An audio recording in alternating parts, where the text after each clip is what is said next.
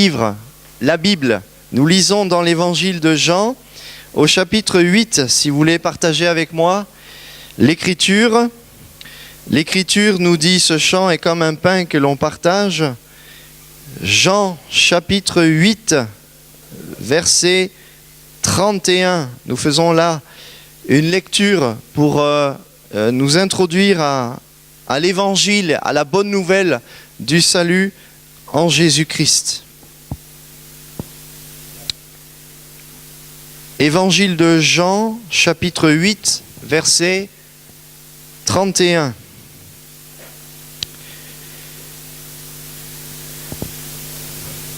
Comme Jésus parlait ainsi, plusieurs crurent en lui, et il dit aux Juifs qui avaient cru en lui, « Si vous demeurez dans ma parole, vous êtes vraiment mes disciples, vous connaîtrez la vérité, et la vérité vous affranchira, vous libérera. » Ils lui répondirent, « Nous sommes la postérité d'Abraham, nous ne fûmes jamais esclaves de personne. Comment dis-tu, vous deviendrez libres ? » En vérité, je vous le dis, leur répliqua Jésus, « Quiconque se livre au péché est esclave du péché. Or, l'esclave ne demeure pas toujours dans la maison, le Fils y demeure toujours. Si donc le Fils vous libère, vous serez réellement libres. Amen. » Amen. Une autre version nous dit, une traduction dans une langue plus proche, « Et la vérité fera de vous des hommes et des femmes libres. Vous comprendrez la vérité, et la vérité fera de vous des hommes libres. » Et si c'est le Fils qui nous affranchit, qui nous libère, nous serons réellement libres.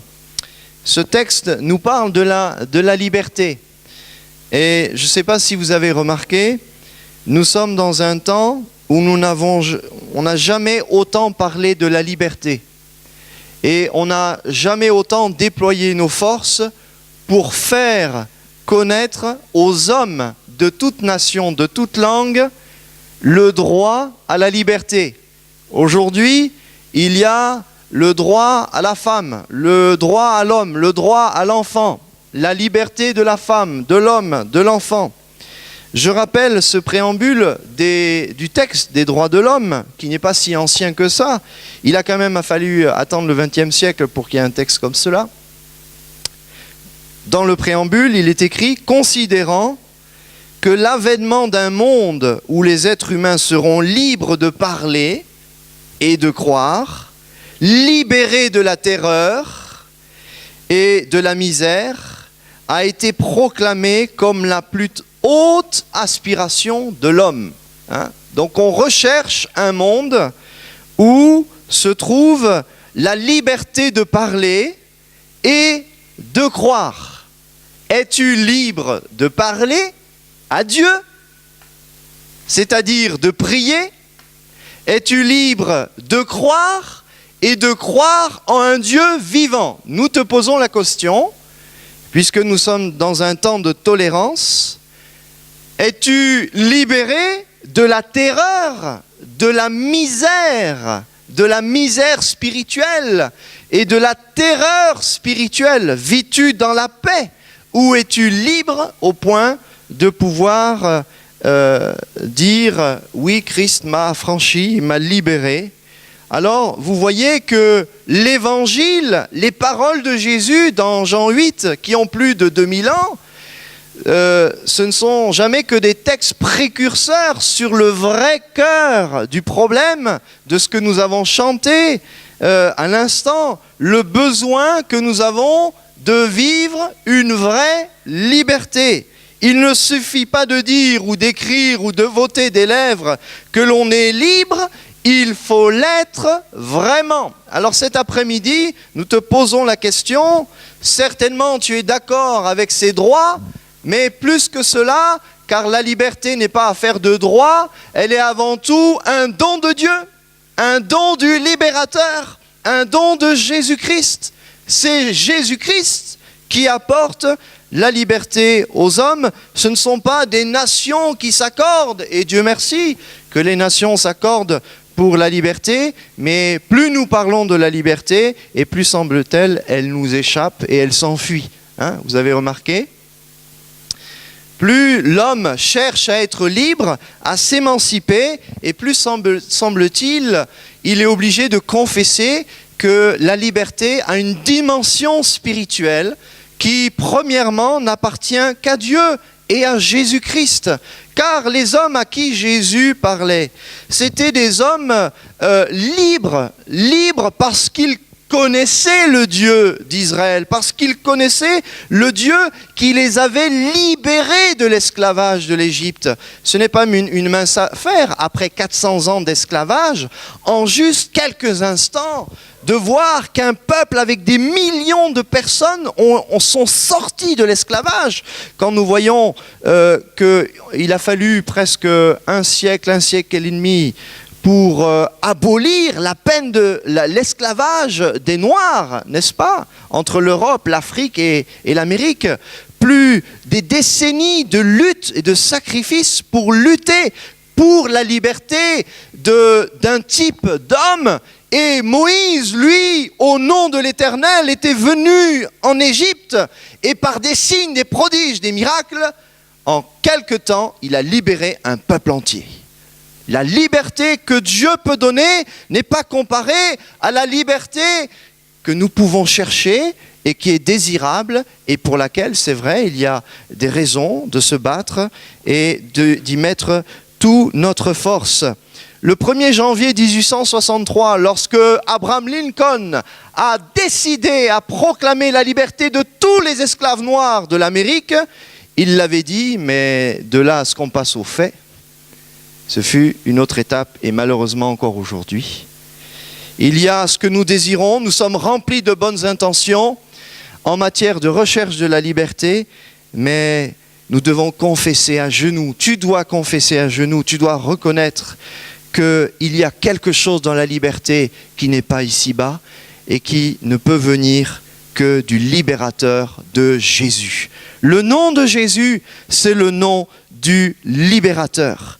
Jésus, lorsqu'il était sur terre, car maintenant il est au ciel, il est mort et ressuscité, il est assis à la droite du Père et il continue de libérer. En son temps sur terre, il a libéré beaucoup de personnes, de tout type de chaînes. Il a libéré ses disciples de la tempête, n'est-ce pas ? Ses disciples allaient périr. Il les a libérés sur le fleuve du Galilée de la tempête. Une femme était possédée de 7 démons, Magdalena, et Jésus l'a libérée. Cette femme a commencé à suivre Jésus. Elle est devenue chrétienne. Pourquoi ? Parce qu'elle a été libérée par Jésus. Les disciples étaient disciples de Jésus parce qu'ils ont vu le libérateur à l'action. Le Gadarénien, c'est un personnage assez extraordinaire. Un homme qui était déjà mort, quoique vivant, qui vivait dans les tombeaux et que Jésus a libéré. Oui, en un instant, il a été capable de libérer cet homme. Nous le verrons dans quelques instants. Un homme aussi qui était aveugle, car Jésus ne libère pas que les femmes, que les démoniaques, que les disciples dans des situations d'impasse. Un homme aveugle physiquement au bord de la route de Jéricho. Jésus l'a libéré en lui redonnant la vue. Car quelle chaîne, n'est-ce pas, que d'être dans les ténèbres. Des hommes aussi qui étaient ce qu'on appelle des sacrificateurs, des religieux, des hommes qui étaient dans les choses de Dieu, Jésus les a libérés. Comment ? Ils ont cru en lui. Ils ont cru en lui, simplement. On peut être dans la religion et avoir besoin de libération. Oui, oui. Martin Luther, le réformateur allemand, était l'un d'eux. La jeune fille qui était morte, alors que ses parents pleuraient, elle était dans sa chambre et Jésus est venu et l'a libérée de la mort. Et nous voulons vous annoncer encore cet après-midi que même les gens qui sont dans le tombeau, Jésus peut les libérer. Alléluia! Oui, il peut les libérer. Car même dans le tombeau, il est Seigneur et il est puissant pour cela. Il y en a qui n'ont pas été libérés. et nous te souhaitons de ne pas prendre leur chemin. Judas, le disciple de Jésus, n'a pas été libéré. Les scribes et les pharisiens qui ont condamné Jésus n'ont pas été libérés de leur aveuglement, de la loi qu'ils faisaient peser sur les autres. Ils n'ont pas été libérés de l'amour, de l'argent et du pouvoir. Ils ont crucifié Jésus. Ils ont crucifié Jésus parce qu'ils n'étaient pas libres. Ils pensaient rester libres pour continuer à asseoir leur pouvoir et ils ont crucifié. Et vous savez, tant d'hommes se croient libres et prennent le chemin de la liberté et rejettent le seul qui peut les libérer. Alors c'est vrai que la Déclaration des droits de l'homme dit à l'article 1 que tous les êtres humains naissent libres. Mais ce n'est pas ce que la Bible dit. Et cette même déclaration dit qu'ils naissent égaux en dignité et en droit. Par contre, là, nous souscrivons. Nous naissons égaux dans le principe. Mais la difficulté, c'est de mettre en pratique l'égalité. Il n'y a d'égalité que parce qu'il y a une liberté. Quand nous découvrons Jésus-Christ, nous découvrons le sens du partage. Nous découvrons le sens de l'égalité, de la dignité. Cet homme, tout à l'heure, nous verrons le texte dans l'évangile de Marc, ce Gadarénien libéré par Jésus, il va retrouver sa dignité. Pas que sa liberté, mais sa dignité. Et ils sont en dignité et en droit égaux. L'article 3 de cette déclaration nous dit « Tout individu a droit à la vie et à la liberté ». Je voudrais vous dire que ça, ce n'est pas quelque chose que Dieu veut nous donner le droit, car Dieu est un Dieu de liberté et il nous le donne. Il a créé Adam et Ève libres et il veut restituer, restaurer ce que nous avons perdu. Les hommes peuvent vous libérer. Des médecins nous ont apporté une libération, des fois dans notre santé, par leur savoir, leur connaissance. Il y a une liberté pourtant à acquérir qui est autre que physique, matérielle. Certains ont pensé que en pouvant se déplacer rapidement, on pouvait être libre. Le 19e, 20e siècle ont vu des progrès immenses. On a pu aller sur la Lune et on s'est cru libre, n'est-ce pas? Et on a vu qu'après la Lune, ça continuait. Et là, on a eu un problème. On a vu aussi que les abîmes marins étaient insondables. Et pourtant, ils étaient moins loin. Des fois, des choses qui nous semblent simples à résoudre deviennent compliquées. Et peut-être qu'au départ, ton problème était petit et il est devenu une montagne. Et tu n'arrives plus à t'en libérer. Vous savez, c'est comme ces petits chiens. Vous dites, c'est un petit chien, il ne peut rien faire. Mais une fois qu'il vous a mordu, il vous tient la jambe. Et vous n'arrivez plus à vous en défaire. C'est comme les sangsues. Les sangsues sont des petites bestioles, n'est-ce pas? Et vous êtes là dans l'eau et vous ne sentez pas. Elles sont toutes petites. Et à un moment, elles s'accrochent à vous. Et elles vous tiennent. Et pour les enlever, il faut faire une coupure dans votre chair pour les ôter. Il en est ainsi de la recherche de la liberté. Il y a quelque chose dans nos vies dont nous devons être libérés, dont tu dois être libéré. C'est le péché. Être libéré du péché. Jésus est venu pour nous libérer du péché. Et je bénis Dieu parce que la vraie liberté commence par cette première chose, la conviction du péché. La vraie liberté.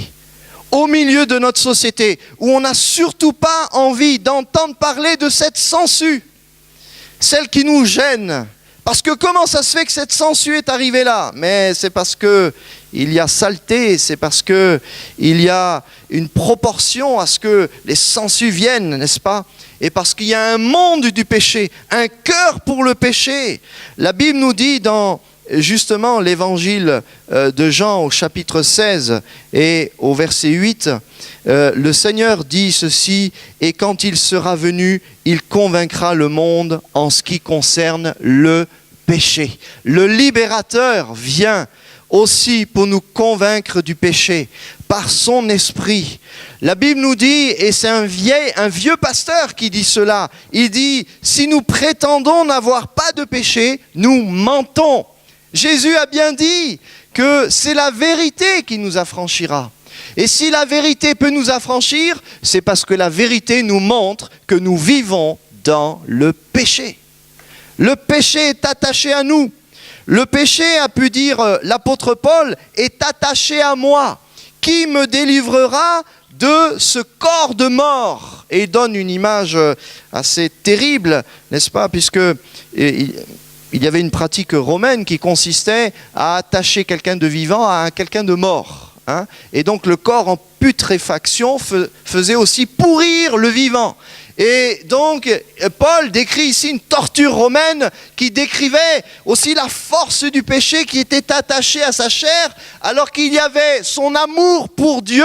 Il savait qu'en lui, comme son corps était attaché au péché, il savait qu'il y avait une loi qui agissait en lui, qu'il voulait prendre le dessus. C'était la loi du péché, mais il invoquait le Seigneur et il dit, mais qui me délivrera de ce corps de péché? Et qui peut nous délivrer du corps du péché? C'est Jésus, mais avant d'être délivré, il faut être convaincu que nous sommes pécheurs, que nous sommes loin de Dieu, que nous sommes morts. Que nous sommes morts. Nous sommes morts spirituellement. Et si nous sommes convaincus de péché, alors le chemin de la liberté peut commencer. La vraie liberté. Le pécheur a pu dire dans sa prière, « Sois apaisé envers moi qui suis pécheur, ô Dieu. » Sois apaisé en moi, car le pécheur sait que la colère est sur lui, sait que son corps se consume, sait qu'il n'est pas libre. Combien de fois des hommes ont essayé de se libérer, de faire des sacrifices à des dieux, de se faire violence, de se priver, alors que Christ est venu, lui, se privant, se donnant, se livrant sur la croix pour que nous ayons la liberté. La vraie liberté donc commence par la conviction du péché. Veux-tu être libre? Oui ou non? Es-tu convaincu de péché? Es-tu convaincu que tu es pécheur? Il n'est pas question ici de dire « Ah, j'ai des péchés mignons ». C'est plus que ça. C'est en toi, tu sais qu'il n'y a rien de bon. Le péché est attaché à toi. La Bible nous dit que le vrai chemin de la liberté nous montre que quand nous nous reconnaissons pécheurs et que nous demandons à Jésus de nous libérer, lui qui a libéré Magdalena, lui qui a libéré le Gadarénien, lui qui a libéré les malades, lui qui a libéré la Samaritaine en lui révélant tout ce qu'il y avait dans son cœur. Et là, elle a commencé une nouvelle vie. À un moment donné, lorsqu'on prend le chemin de liberté parce qu'on est convaincu de péché, alors là, on devient capable de se repentir. Parce que se repentir, se détourner, c'est parce qu'on a accepté à un moment donné, on se trouve devant le mur et on dit « Oui, il y a un mur devant moi, je fais demi-tour maintenant et je me tourne vers le Seigneur. » À partir de là, dès qu'on est convaincu de péché, on peut aller dans la direction de la liberté, c'est-à-dire vers Christ qui nous affranchit et qui nous affranchit parfaitement. Il faut faire comme cet homme qui a demandé à Dieu « Sois apaisé » et prendre le chemin de la liberté. Et à partir de là, nous pouvons expérimenter la liberté parce que qu'est-ce qui se passe? À un moment, on ne sent plus le poids de la condamnation sur nos épaules. Quand on quitte le péché, la condamnation nous quitte. Amen. Et on goûte à ce que la Bible appelle le pardon de nos péchés. Ce n'est pas parce que tu te confesses à un homme en secret que tu peux repartir pardonner parce que cet homme a dit « je te pardonne ». Non. Il faut que ça soit Dieu qui te pardonne. Il faut que ça soit Christ qui te donne une parole de libération. Combien de fois Jésus a pu dire « je ne te condamne pas, pars, mais ne pêche plus ». Le Seigneur t'invite maintenant à prendre le chemin de la liberté parce que tu es convaincu de péché, tu sais que tu as fait mal. Alors maintenant pars libre, mais ne pêche plus. C'est-à-dire vis vraiment comme quelqu'un qui est pardonné. Vous savez que quelqu'un qui est pardonné, ça se voit. Quelqu'un qui est pardonné, ça se sent. Quelqu'un qui vit dans la miséricorde, dans la compassion, ça se sent. Et cela nous introduit à une expérience formidable. Une fois que nous sommes pardonnés, que les fardeaux sont tombés, nous pouvons nous redresser et nous devenons capables d'aimer parce que nous avons la conviction que Dieu nous aime. Et ce Dieu qui nous aime, il ne nous a pas simplement regardés comme pécheurs, mais il a voulu nous libérer en envoyant Jésus. Et Jésus a ôté les fardeaux qui étaient sur nous. Jésus a détaché le manteau sale qui était sur nos vies et il nous a donné des vêtements propres. La conviction que Dieu nous aime et qu'il l'a prouvé à la croix parce qu'alors que nous étions pécheurs, Christ est mort sur la croix pour nos péchés, pour nous débarrasser de tous nos fardeaux et pour nous sauver en Jésus-Christ et pour nous donner la vie éternelle. Oui, Christ nous affranchit et nous rend libres. Il y a un synonyme là, vraiment, entre la vie éternelle et la liberté. Celui qui est libre, il va dans la vie éternelle. Il s'en va avec assurance dans la vie éternelle. Celui qui ne sait pas, celui qui n'a pas d'assurance, il n'est pas libre. Nous avons des convictions qui nous libèrent spirituellement. Nos convictions sont des convictions de foi. Nos convictions viennent du Seigneur parce que nous avons reçu la liberté, non pas parce que nous avons travaillé à cela, non pas parce que nous avons mérité cela, mais parce que nous l'avons reçu comme un don gratuit de Jésus-Christ par son Père. Nous l'avons reçu, nous l'avons accueilli, nous étions indignes. Oh non, nous n'étions pas meilleurs, nous étions les derniers, nous étions méchants, nous étions querelleurs, rebelles, nous ne cherchions pas la paix. À la première dispute, on était toujours là. Et celui qui nous a libérés nous a fait comprendre que nous avions tout perdu, mais qui nous a tout donné en échange. Il est étonnant de voir que Jésus, lorsqu'il a été arrêté au jardin de Gethsémanée, il n'a pas cherché à se libérer. Vous savez pourquoi ? Parce qu'il n'était esclave de rien, si ce n'est de son Père. Il servait son Père. Alors que l'armée est venue, les soldats sont là, il n'a pas voulu se libérer d'eux. Combien aujourd'hui veulent se libérer des armées qui les envahissent et ne comptent pas sur Dieu ? Combien de fois, alors que des pays ont vu des armées venir, ils n'ont pas recherché Dieu, ils n'ont pas crié à Dieu.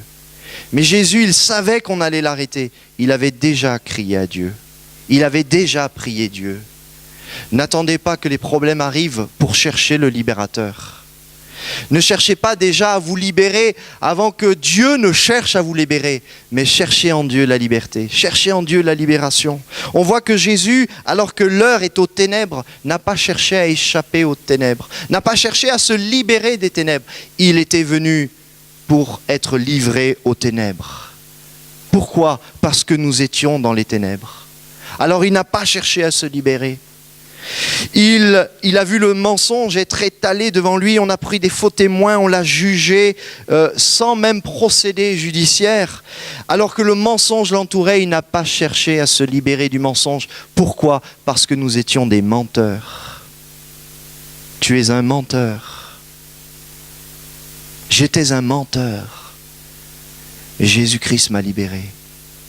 Mais lui n'a pas cherché, et alors il s'est laissé arrêter, il s'est laissé fouetter, il n'a pas cherché à échapper au fouet, il n'a pas cherché à être libéré du fouet, de la punition inique. Alors qu'il est seul sur la croix, il a été abandonné. Il était dans les souffrances, mais il n'a pas cherché à être libéré des souffrances en prenant cette fameuse drogue qu'on donnait aux crucifiés. Il n'a pas accepté de la prendre, de la boire. On donnait de la drogue pour apaiser la souffrance de ces crucifiés, parce que la crucifixion était quelque chose de terrible. Il n'a pas voulu être libéré de la souffrance. Pourquoi ? Parce qu'il voulait nous libérer, il voulait te libérer de la souffrance. Cet après-midi. Tout ce que Jésus a accepté, toute la liberté qu'il s'est refusée, c'est pour toi, c'est pour moi. Il n'a pas voulu se libérer de la croix. On disait, mais descends, descends. Et là, il est resté sur la croix. Il aurait pu, oui, descendre de la croix, c'est vrai. Il aurait pu. Il avait cette liberté, mais il ne l'a pas prise. Parce que c'est nous on aurait dû être sur la croix. Il n'a pas cherché à être libéré de la croix. Mais il y a une chose dont il a été libéré. C'est de la malédiction de la croix. parce que la malédiction ne pouvait le retenir. Alors il a pris cette malédiction devant les hommes, il l'a prise, il n'a pas cherché à être libéré, mais il l'a tiré, il l'a englouti dans la mort. Alléluia. Sa liberté, il l'a prise là. Et en ressuscitant, il est ressuscité, mais il a laissé cette malédiction au fond de l'eau de la mer, derrière lui, derrière ses épaules. Oui, il s'est privé de liberté pour te donner la liberté. Aujourd'hui, les hommes attendent un libérateur. Tu attends un libérateur. Il n'y en a qu'un seul, c'est Jésus. Oui ? Pour l'économie, pour la politique, pour la religion, il n'y a qu'un seul qui peut nous libérer. Pour la santé, nous avons chanté « Jésus libère et guérit ». Il n'y a que lui qui peut libérer les malades. Il n'y a que lui qui peut te libérer de ton problème familial. Je vous interpelle par ce message du Seigneur, car aujourd'hui on emploie le mot liberté, mais je crois qu'il y a tant de confusion, et peut-être au milieu de nous des croyants, ou même ceux qui font la démarche d'aller vers le Seigneur. Je crois qu'il ne faut pas confondre le libre arbitre spirituel, le fait qu'on peut choisir spirituellement, et le choix d'une religion et de la liberté qu'on a à choisir une religion. On peut choisir sa religion, mais le libre arbitre spirituel, c'est le Seigneur qui nous l'impose par la croix et l'amour de la croix à nos cœurs. Il ne faut pas confondre non plus, on le voit dans un monde matérialiste, la liberté de possession et puis l'achat compulsif. Hein? Ce n'est pas parce qu'on a le droit d'acheter qu'il faut tout acheter.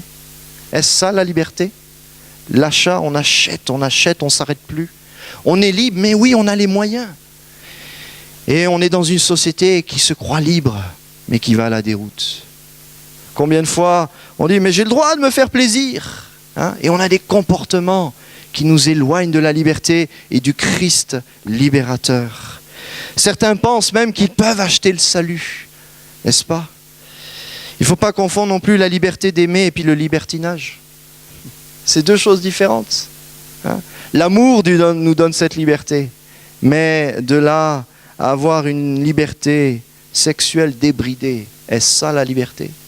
Non, c'est de l'esclavage. On peut être libre d'aimer, on est libre d'aimer quand on connaît le Christ. Il nous rend capable d'aimer, de supporter même, par amour. Il ne faut pas confondre non plus la liberté d'engagement et puis le divorce. Dieu nous donne la liberté de nous engager, mais Dieu nous demande de réfléchir à l'alliance que nous contractons pour ne pas céder aux caprices de ce monde qui est « je m'engage ici » et puis comme je suis libre de m'engager ailleurs, je vais m'engager ailleurs. Il ne faut pas confondre la liberté de circuler et puis la fuite de nos responsabilités. J'ai vu des gens quitter des pays, pensant résoudre leurs problèmes. Je vais recommencer une nouvelle vie. Des gens quitter une ville, déménager, changer de quartier, changer d'amis. Hein? Quitter un lieu même spirituel pour découvrir la vraie liberté. Et je suis l'un d'eux. Hier, j'étais comme cela. Je suis venu en France un jour et je pensais que, ayant quitté ma vie passée, j'allais changer de vie. J'avais changé de pays, j'avais même quitté ma famille et je pensais que j'allais découvrir la liberté. Je pensais que changer de pays me rendrait libre. Et là, ici en France, j'ai vu ma misère. Et Christ m'a convaincu de ma misère. Je suis venu dans le pays de la liberté, mais quand je discutais avec les gens, j'ai vu qu'ils étaient incapables de dire bonjour. Ils n'étaient pas libres. Es-tu libre de sourire à l'étranger, de parler à l'étranger, de parler à celui qui est différent? Il faut la liberté, la révélation de la liberté que Christ donne. Jésus-Christ libère. Nous pourrions continuer comme cela, mais je voudrais finir en parlant de cet homme, un homme qui était dans les tombeaux. On voit dans l'évangile de Marc chapitre 5, le Gadarénien au bord du lac Galilée, c'était un homme qui vivait dans les tombeaux. Il était possédé par les démons. Il était là, dans les tombeaux, bien vivant mais mort. Et on voit que cet homme va rencontrer Jésus. Et Jésus va le libérer et lui donner son bon sens. On voit ici toute l'image de la liberté que Jésus-Christ veut donner. Et cet homme était mort spirituellement à cause du péché qui le couvrait, de la force du péché, du diable, de ses puissances, de la loi de la mort. Et Jésus est venu. Et alors qu'il était dans les tombeaux, Jésus l'a sorti du tombeau. C'est pour ça qu'en introduction, nous disions que Jésus peut libérer même les morts. Il était là, il vivait dans les tombeaux. On ne savait pas où le mettre. Vous savez qu'aujourd'hui, certains de nos hôpitaux, c'est des tombeaux. Les hôpitaux psychiatriques, c'est des tombeaux. Certains, pas tous. Les prisons même, c'est des tombeaux. Des fois même, des familles, c'est des tombeaux. Il n'y a plus d'esprit de famille, il n'y a plus rien. On est là, c'est institutionnel. Et il y a la mort qui est là. Et il faut que Jésus vienne. Et Jésus est venu, et là, il s'est présenté devant Jésus. On voit que cet homme, on le mettait là, on l'enchaînait, mais il se déchaînait. Et si on s'amusait à passer à côté du cimetière, là, ça chauffait pour vous. Hein, parce que le fou était là. Donc il faisait souffrir. Il faisait souffrir ceux qui l'entouraient. Sa famille ne pouvait plus rien. Et quand on n'est pas libre, on peut faire souffrir les autres. Quand on n'est pas réellement libre, on fait souffrir sa famille. On entendait dans le village, ah mais attention, hein, le Gadarénien là-bas, là, dans le tombeau, fais attention. Il faisait peur. Les gens qui ne sont pas libres, ils font peur. Et quand on voit la voix de l'homme, celui qui dit, mais on est libre aujourd'hui. Hein, on est libre de faire tout ce qu'on veut. De se marier avec un homme, de se marier, que des femmes se marient, que deux femmes adoptent un enfant, etc. De fabriquer des êtres dont on prive la liberté, on fait peur. On fait peur. On est un pied dans le tombeau et un pied sur la terre. Rien ne nous arrête. On voit que le Gadarénien était enchaîné, on mettait des chaînes à ses mains, mais il les cassait. Plus rien ne nous arrête. On est tourmenté. Celui qui n'est pas libre, il était tourmenté. Personnellement, j'étais tourmenté. Avant de connaître Christ, j'étais tourmenté. Depuis mon jeune âge, tourmenté. Il n'y avait pas la paix. Mais Christ est venu donner la paix. Il était tourmenté, on dit qu'il se blessait. Il se blessait, on se détruit. Comment vous expliquer que quelqu'un vous dit « je t'aime » et pour cela je te fais souffrir? On entend cela, combien de fois? De plus en plus. Mais je t'aime. Mais alors si tu m'aimes, pourquoi tu agis comme ça? C'est le péché. Christ a besoin de libérer, de casser les chaînes. Christ a besoin de venir et nous avons besoin de tomber à genoux. Comme cet homme a fait, il est tombé à genoux. Le nom de Jésus nous perturbe. Mais Jésus est venu. Et alors que le Gadarénien disait, tu es le Fils du Très-Haut. Mais ce n'est pas lui qui parlait, c'était les puissances. Mais Jésus, il n'a pas tenu compte du langage du mal. Il a eu compassion de cet homme. Et vous voyez, cet homme, excusez-moi, mais les jeunes, on dirait, il est cuit. Sa vie, c'était fini. On l'a enterré déjà. Il était déjà un pied dans le tombeau. Et la vérité nous perturbe, mais Dieu merci, des fois, cet homme qui n'était pas dans la vérité, Jésus a eu compassion de nous et Jésus a compassion de vous et de moi. Ce soir, Jésus a compassion de nous. Jésus est venu pour libérer ceux qui sont dominés, ceux qui sont non pas convaincus de sa liberté, mais convaincus de quelque chose qui nous éloigne de sa liberté. On voit que cet homme était capable même de prier Jésus dans ce passage. Nous n'avons pas le temps de lire ce texte, mais dans Marc 5, on voit qu'il prie Jésus. Ce n'est pas lui qui prie, mais c'est les démons. Même prier, l'homme ne pouvait plus. Peut-être tu es là cet après-midi et tu dis, moi, je n'arrive plus à prier. Mais viens ce soir pour qu'on prie pour toi, pour que tu arrives à prier. Pour que ta bouche se libère. Se libère. On voit que Jésus va lui libérer et il va être assis, vêtu, dans son bon sens. Et on va voir les transformations qu'opère la liberté de Jésus. Liberté qui n'est pas au goût de tous, puisque Jésus va libérer cet homme des démons. Les démons vont aller dans les animaux vont se jeter dans l'eau et se noyer. Et les gens qui ont là, non, on a tout perdu. Jésus, va-t'en, va-t'en, va-t'en. ils n'étaient même pas, ils se réjouissaient même pas de cette liberté auquel eux-mêmes aspiraient. Les gens veulent la liberté, mais ils ne veulent pas de l'évangile. Veux-tu de l'évangile? Car cet évangile transforme. On quitte le sépulcre, on quitte la mort spirituelle, on vient vers le Dieu vivant, on proclame l'évangile, car cet homme, ce Gadarénien, va proclamer l'évangile. Et la conséquence de quelqu'un qui est libéré, vous savez qu'est-ce que c'est? C'est proclamer l'évangile, c'est évangéliser. C'est proclamer. Quitter le péché, c'est proclamer l'évangile. Est-ce que tu veux cela? Est-ce que tu veux une véritable liberté?